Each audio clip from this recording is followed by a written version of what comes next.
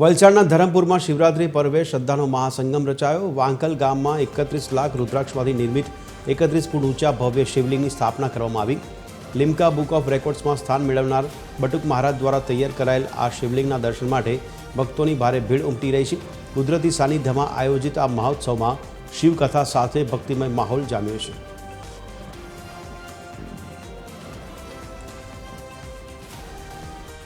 દર્શનાત, સ્પર્શાત અને જાપ્યાત।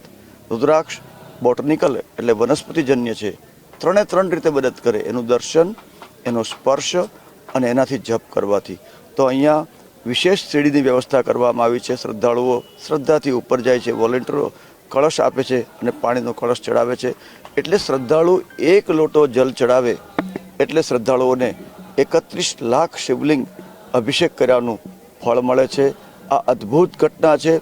તમે બધાય પધારો આ શિવરાત્રીનો લાભ લેવા માટે। ભગવાન ને કેમ કે આ શિવજી છે, શિવજીનો 31 લાખ રુદ્રાક્ષનું શિવલિંગ છે। મીન્સ કે 31 લાખ અહીંયા શિવજી જ બેઠા છે અને એમને જળ સમર્પિત કરીને ખૂબ ખૂબ ખૂબ ગદગદ થઈ ગઈ છું અને એનું વર્ણન કરવું અવર્ણનીય છે અને એનો જે અનુભવ આહલાદક થાય છે એ ખૂબ જ સરસ છે।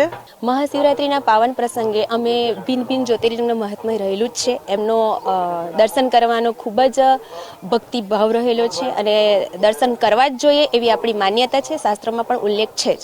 અને દરેક ઘરની અંદર એક રુદ્રાક્ષ તો હોવું જ જોઈએ એવું હિન્દુ શાસ્ત્રની અંદર ઉલ્લેખ કરવામાં આવેલો છે।